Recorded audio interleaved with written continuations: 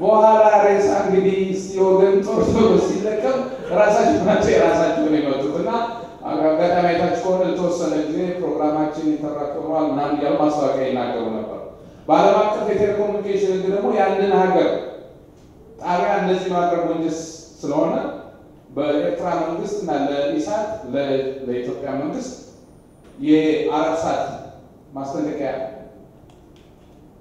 እናንተ ሶስታችሁ ነው ጃሚ እየተደራረጋችሁ ያላችሁና ሌሎቹም ከስተመሮችን እየጎዳችሁ ነውና ካላረፋችሁ ሁላችሁም አወርዳለሁ እንዴ እኛ በምናችን ነው የምናወርደው አረኛ ማውረጃም የለም የትራንስሌት እኛ አይደለም የኢትዮጵያ ነው ከዛ ማድረግ ጀምሮ ያወርዱና ዱላው የሚመጣበትን ነገር ቼክ ያደርጋሉ ሲያው ልክ የኛ ሲሆን ሰላም ይሆናል የኛ ላይ ሲሆን ዱላው ይጀምራል ስለዚህ በእናንተ ምክንያት ብዙ ከስተመር ልናጣ ነው በሚል አረብሳት ከኛ ጋር ያው ኮንትራቱን አፈረሰ በዚህ መሀል ያሉ እንደገና ያው ሁለቱ ደግሞ አይዋደዱም ታውቃላችሁ የኤርትራን ደግሞ እንደገና ይመጡና በዚህ መካከል ለሽምግልና ሆኖ ብዙ ጊዜ ተደራደሩ ይሄን በአሁን በቅርቡ የሆነው ምንድነው በአቶ በረከት ስምዖን የሚመራው ቡድን የአረብሳት ካምፓኒ ኦፊሻሎች ጋር ሄዶ እኛ አቆሙ የተባለውን የኤርትራን የተቃዋሚ ፕሮግራም በሙሉ እናቆማለን እነሱ የፈለጉትን ያስተላልፉ ግን ኢሳት የሚባል ግን ማስተላለፋቸውና ይሄን ካደረጉ እኛ እናቆማለን አሉ የኤርትራ መንግስት ደግሞ ጊዜ የሰጠው መልስ የኛ ከአንድ ሰዓት ወደ 24 ሰዓት ጨምሮ የኛ ተቃዋሚዎች እኛን ፈራም አይደለም የኤርትራ መንግስት አረብ ሰዓት ደግሞ እኛ ምን ፕሮግራም መስራት እንዳለበት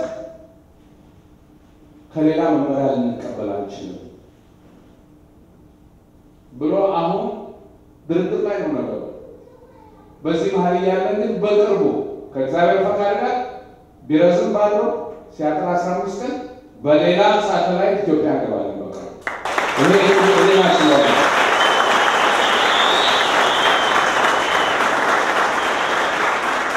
ይሄን ስናገር ምን ማለት ነው ለኢትዮጵያ ህዝብ ለራሱ የትግሉ ባለቤት ራሱ ነው ከዛ ላይ አንረበሽ ቢያንስ የኢትዮጵያ ህዝብ የተለያየ ድምጽ የማዳመጥ እድልና መብት ያገኛል ማለት ነውና የዚህ ጉዳይ ባለቤቶች ደግሞ እናንተ ናችሁ ኒያውን ደግሜ ያው በየወሩ ሴክስ ምናቀራው አንዳንድ ነገር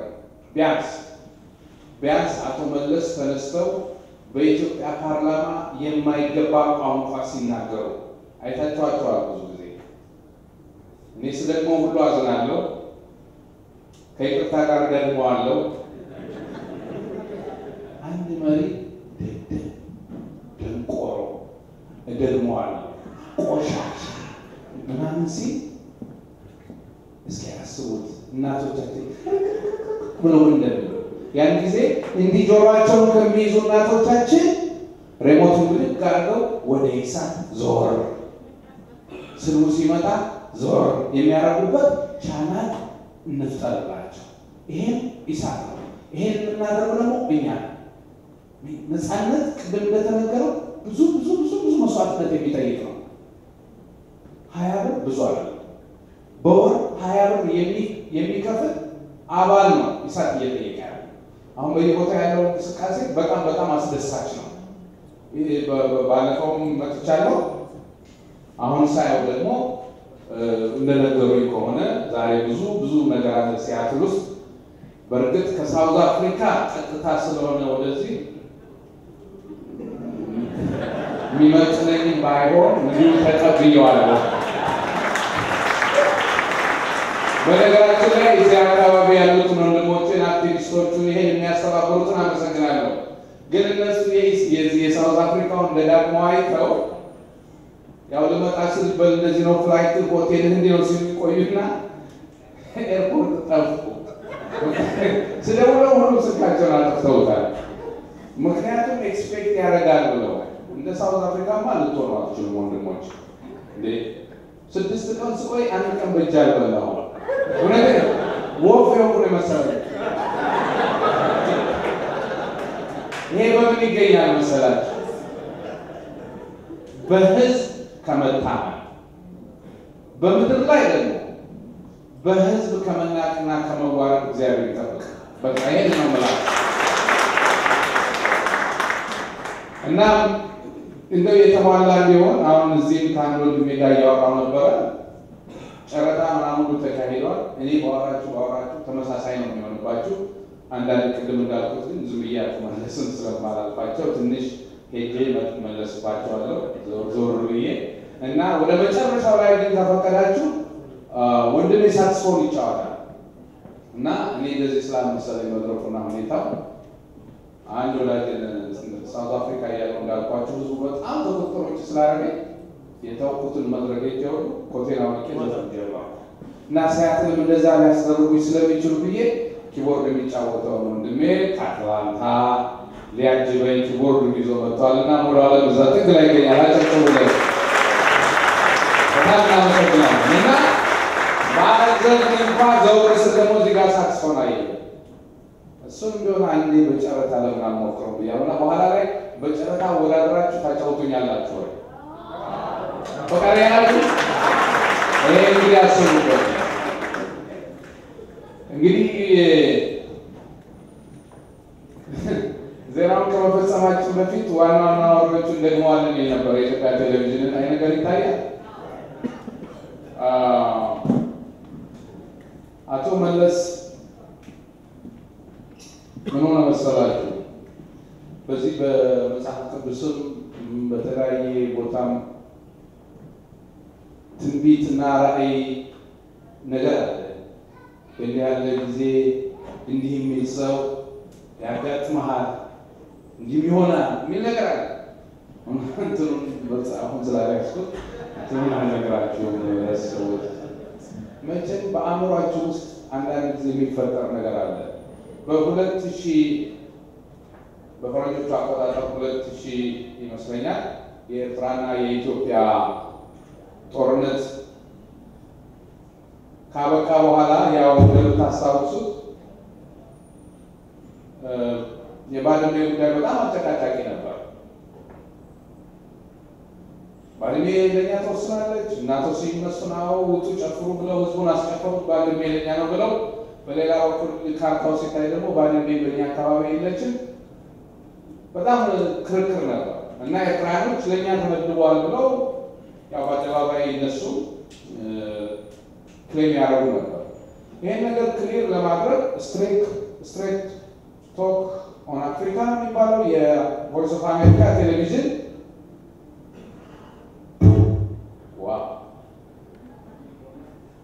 እዛ ላይ የኤርትራ አምባሳደር ቀርቦ ኢንተርቪው ይደረጋል።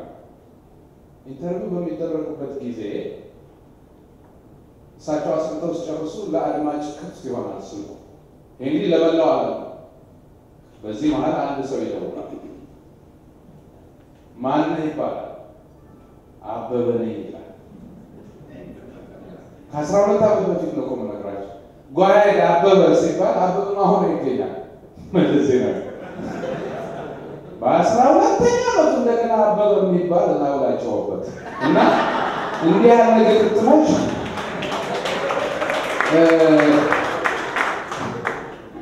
ሰማቸው አቶ መለስ Let's go to your country, Ethiopia. Remembering Abebe from Ethiopia, you are welcome straight to Africa. I would like to ask a question to the Master of Eritrea. Go ahead, please.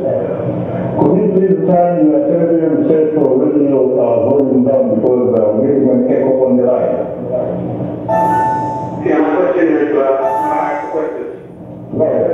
The ambassador has shown you a map with 3 lines. One, the Ethiopian plain line. The second, the Eritrean plain line. And the third one in black. The transition. Would you please ask the ambassador to show you on the basis of the black line where Badme is, and if Badme has been assigned to Eritrea on that map? That's my first question. My second question to the ambassador is, the president is going to have said at one point, Eritrea's withdrawal from Badme is unlikely the sun setting in the east. And he is said to have claimed that Al-Nasa and Al-Zena are sovereign territories of Eritrea. How does he respond to this now? That the UN has decided, that the Arbitrage Tribunal has decided this belongs to Ethiopia? Thank you. Thank you very much. And of course, he does not have... ድምፁ ትንሽ ክላሪቲ የለውም፣ ግን ባጭሩ እንደሰማችሁት ነው። አቶ መለስ እንደምን ቢታያቸው በዛን ጊዜ አበበ የሆኑት ዶካላት ተሰም በረከት ነኝ ምናምን እኮ ይችሉ ነበር። ታዲያ መጥፎ ስራ እንደሚከታተላል። ለማንኛውም እንዲህ ያደርጋቸው ትልቁ ነገር ምንድነው? በየአቅጣጫው በተለይ የኢትዮጵያ ነጻ ፕሬሶች ያደረጉት ነገር ቀላል አይደለም። በነገራችን ላይ ኢሳት እንዳሁኑ ተደራጅቶ ጠንካራ ሳይሆን በውጭው ያለው ፖለቲካና ፕሮፓጋንዳ በከፍተኛ ደረጃ የታገሉትን እንደናንተ ቤዙ እንደ ቦይንግ ቤዙ የሆነውን ኢትዮ ሚዲያ አብርሃ በላይ በዚህ አጋጣሚ ላለን ፈልጋለሁ። እና እነ ኢትዮ ፎረም እነ ኢትዮጵያ ሬዲዮ እነ ኢከደፍ ሌሎቹ በጣም በአነስተኛ አቅምና ጉልበት መንግስት በገንዘብ በከፍተኛ የሰው የዘረጋውን ዘመቻ ተቋቁሞ ይህ የነጻነት መንፈስ እንዳይሞት 21 ዓመት ታግለዋልና በጣም ሊመሰገኑ ይገባል። እና የጋዜጠኞች መንፈስ ኃይለኛ መሆኑን በተለያየ አቅጣጫ እያየ ነው። አበበ ሰራው ስራ በእውነት እናንተ እያደነቃችሁት ነው ያላችሁ። እኔ ግን አቶ መለስ በደረሰባቸው ነገር አዝኛለሁ። እናንተ ለቀር አይታችሁታል። ሰው ባንዶ የፈለገው ጅም ቢሄድ የፈለገውን አይነት ዳይት ጋር እንዲህ አይነት ነገር አይደርስበትም። ሜይ 18 ነው አበበ የሚባለው ቶርኔዶ የወደቀው። ጁን 18 ሜክሲኮ ላይ ያየኋቸው አቶ መለስ ግን የኔ መለስ አይመስሉም። ብዙ ነገር ከውስጣቸው ተመልሷልና እናንተ ለእናንተ ለዳኝነት ቢሆን ይዋቸው እስቲ እኚህ ሁለቱን መለሶች አወዳድሩልኝ።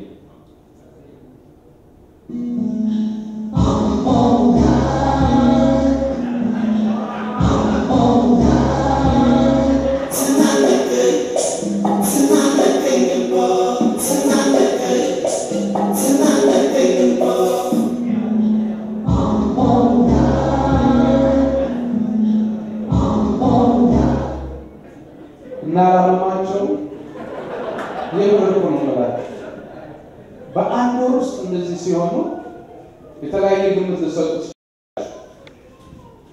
ግን ሲሪየስሊ አቶ መለስ ታሟል።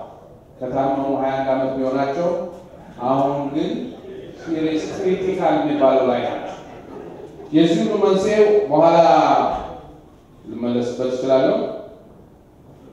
እንዴት አምራቸው ውስጥ ያለው መጨነቅ ውስጥ እነዚህ ለሌላቸው ሽብርተኛ ድርጅት እንደ ሽብርተኛ መታየት የለበትም። እነዚህን አሸባሪ ድርጅቶች እንደ ማንኛውም እንዳለ ሁሉም አሸባሪ የሚባለው ድርጅት በሽብር ተግባር ላይ የተሰማራ ብርተኞች ከሆኑ ግን ስለዚህ እነዚህ አሸባሪ ድርጅቶች አሸባሪ ተብሎ የሚፈረጀው ይኸውላችሁ አንድ ጊዜ ቁጭ እየቆየ ያገኘሁት ይሄንን እና እንዲህ ያለ ሰውዬው ጤነኛ ናቸው ሽብር እና የተሳሰባ ዜና ሁሉ ሽብር ምናምን አሏቸው።